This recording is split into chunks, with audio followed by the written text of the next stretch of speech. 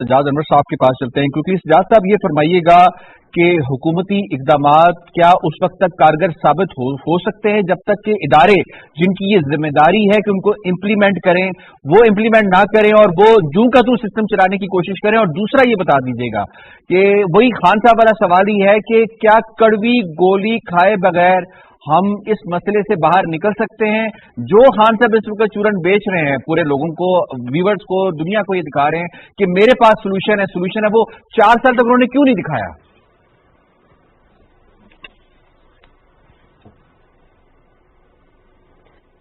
खान साहब तो खैर बिल्कुल झूठ बोल रहे हैं। वो जब वज़ीर आज़म नहीं बने थे तब उन्होंने जितने वादे किए थे वो साढ़े 3 साल में एक्सपोज हो गए थे। खान साहब 4.25 साल में कि उनके पास कुछ भी नहीं है लोगों को दिखाने के लिए और ना कुछ करने के लिए। वो एक मुकम्मल फेलियर थे। आपको याद होगा कि जब उनकी हुकूमत को हटाने की तैयारी की जा रही थी तो अवाम में वो किस कदर अनपॉपुलर थे उस वक्त।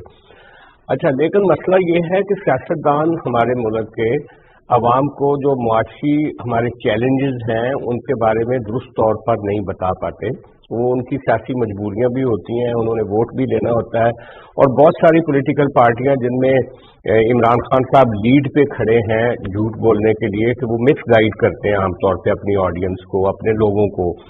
और ये जो सारा खेल होता है ये मईशत के ऊपर आप कर रहे होते हैं और मईशत ही पाकिस्तान की और किसी भी मुल्क की, मैं समझता हूँ आजकल सलामती की अगर कोई रेड लाइन रह गई है आज के ज़माने में तो वो मईशत ही है।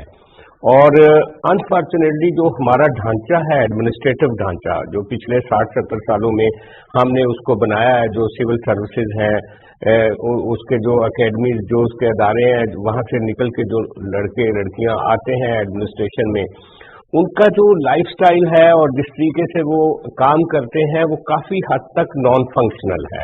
यही वजह है कि हम आज तक ना ज़ख़ीरा अंदोज को रोक सके हैं, ना कानून को तोड़ने वाले को रोक सके हैं और ना ही आज तक हम वो इम्प्लीमेंट कर सके हैं वो पॉलिसीज जो फेडरल लेवल पे या प्रोविंशियल लेवल पे बनाई जाती हैं आम लोगों के लिए, लेकिन उसका एंड यूजर जो नीचे आते तक वो पॉलिसी कहीं हवा में रह जाती है। तो ये बहुत बड़े चैलेंजेस हैं पाकिस्तान के, जो हम पिछले 30-35 साल में अपनी इकॉनमी को जिस तरह से चलाते रहे हैं, जो हमारे सिक्योरिटी के कुछ मामलात थे इस रीजन में, तो हम किसी वक्त ये इकॉनमी अच्छी भी चलती रही है, किसी वक्त बुरी भी चलती रही है, पैसे आते रहे हैं।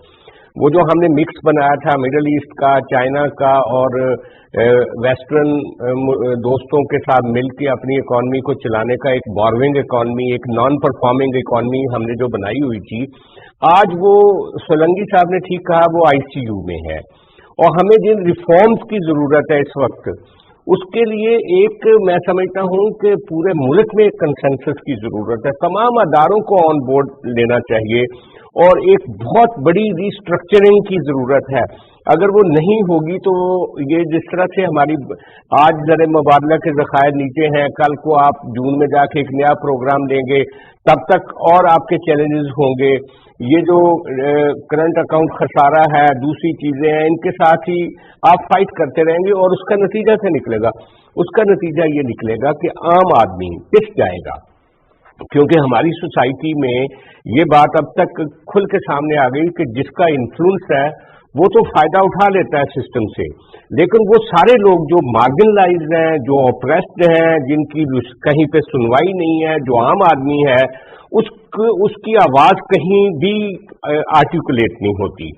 और आर्टिकुलेट वो पार्लियामेंट में होनी चाहिए, आर्टिकुलेट वो अदालतों में होनी चाहिए, आर्टिकुलेट वो हमारे जो डीसी ऑफिस है और दूसरे जो हमारे अदारे हैं वहां पे होनी चाहिए, लेकिन अनफॉर्चुनेटली नहीं हो पाती।